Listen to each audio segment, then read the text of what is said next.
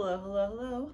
J Nell here, and just real quick, we live in a community, and my neighbors have been arguing all day, super duper loud, and I can't wait any longer because SummerSlam is on. SummerSlam is on Saturday for some reason, so it's on right now, and I gotta get this video done. UFC's on after that, and then there's also a Pacquiao fight on tonight, so it's now or never. So if anything comes through from them over there, I apologize.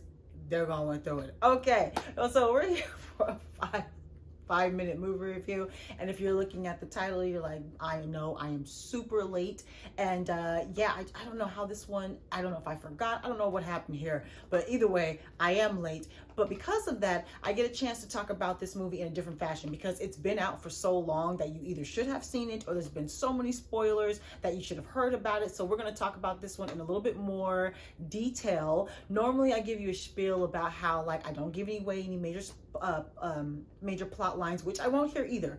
Nothing major. But if you're like me, you don't even want to know if the superhero suit turns from gray to a darker gray to a black to lime in the sunlight.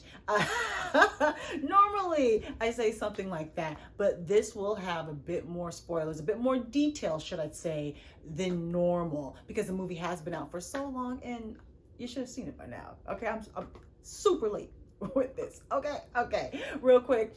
Go ahead and follow me everywhere. Please subscribe. Please like the video. Please share the video. I think I said hit the like button. Go ahead and comment down below. We can really have a discussion about this movie, like I said, because it has been out for so long. We've already seen it. And to get all of my content, you have to follow me everywhere. Twitter, Instagram, all that good stuff. Got all that business out of the way. And now we're here to talk about Black Widow, directed by Cate Shortland. And this movie is 2 hours and 14 minutes long. It does move quickly. It does have a nice little adventurous soundtrack. This movie feels a lot more grounded. It feels more like a James Bond movie, kind of old James Bondy and new James Bondy, a kind of spy thriller movie, especially compared to the other Marvel movies. This one feels just a bit more real. For a Marvel movie, it's still fake. It's still ridiculous, but and I like that. It was refreshing because it didn't have all the bright colors that we're normally seeing. Lots of grays, lots of muted colors. It travels like a James Bond movie. It travels from country to country. Big action sequences. You have a lot of aerial sequences, elaborate chase scenes where it'll be cars, motorcycles, like I said, helicopters and planes involved. You're inside buildings. There's a lot of hand-to-hand combat scenes where it's one-on-one or one against 15, or the whole family working together. The combat scenes, you could tell that there was a lot of stunt performers, not only the people that they were fighting against, but for their characters as well, along with a lot of CGI, because a lot of the action sequences take place, again, in the air, on the side of buildings. So there's kind of heavy on the CGI with the action sequences, but I actually thought that it was blended pretty well, especially for that much, to make these scenes work. So I appreciated that. The movie, for me, this is the type of girl power that I kind of like, to where it's not so blatantly forced down your throat. You do it by making complex characters, strong, complex characters, multi-layered characters, not just, girls are the best, we can do what you can do. You also have hire good actors to fulfill those roles, and we have that here. There's also like a Forgotten Girls kind of a trafficking sort of situation going on here as well. So that, again, there is female content, female issue heavy content without it being forced down your throat. So for me, this is the type of way I like to see my girl power.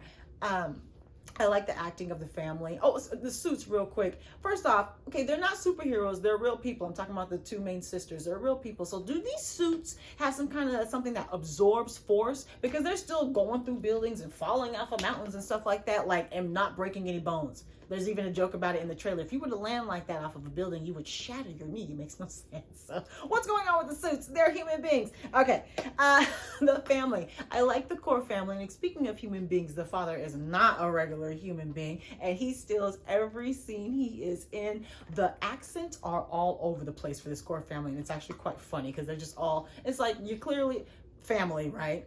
Family. So again, there's a lot. This is almost like a buddy film as far as the two sisters are involved. I like the way that they kind of go through this together. The two actresses, they play off each other well. So I like that. The two younger actresses that play the younger sisters, they did a good job as well. And they pretty much kind of really look like what a younger version of those ladies would look like. Also, they told a lot of the backstory through flashbacks.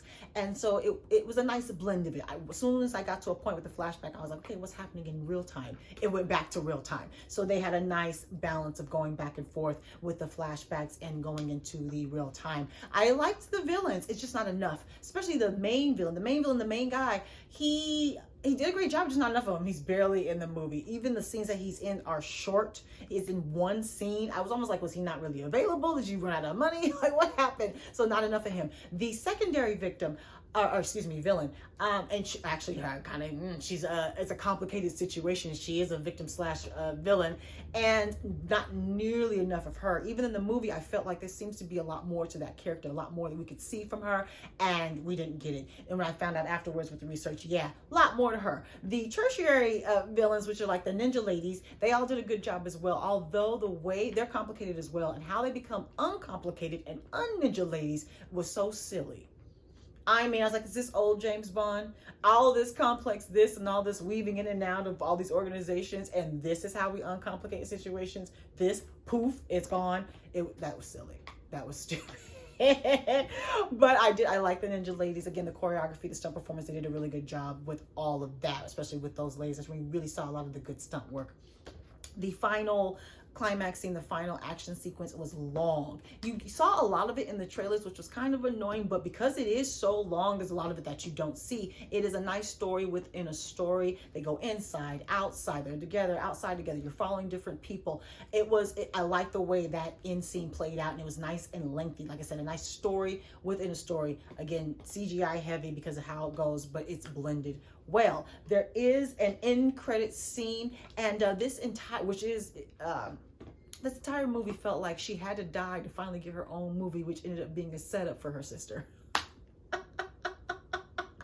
That's what it felt like. I'm going a little bit over. That's what it felt like. I'm like, all of that for her to not get her own movie, because this does not feel like a Black Widow movie. It's either like a buddy comedy with her and her sister, or it's like a movie about the family and what's going on with this organization and situation. It does not feel like her own independent movie. And I was like, that kind of sucks.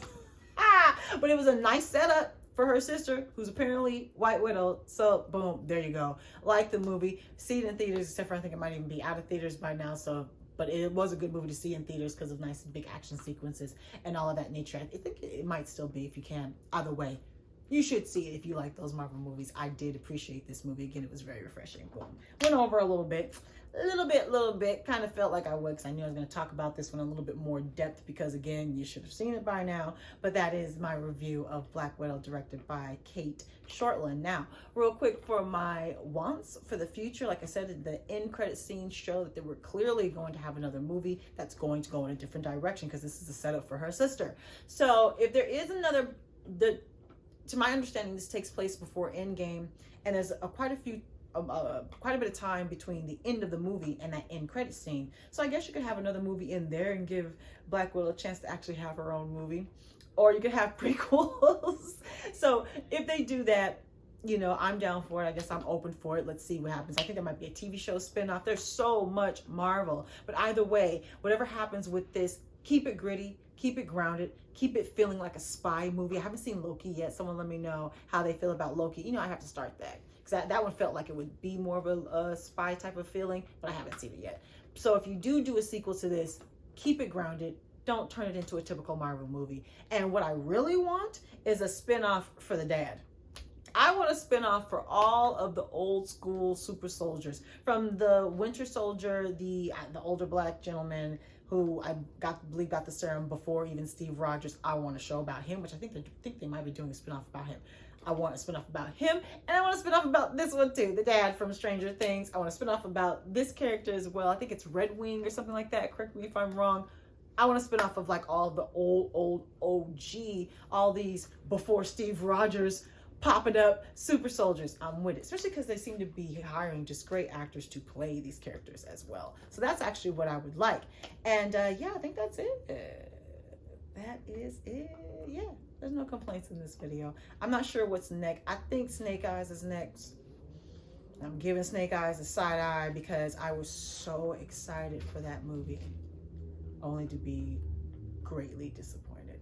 Okay, so yeah, so Snake Eyes is next. All right. All right. If you haven't already, please go ahead and like and subscribe and share and all of that good knit stuff.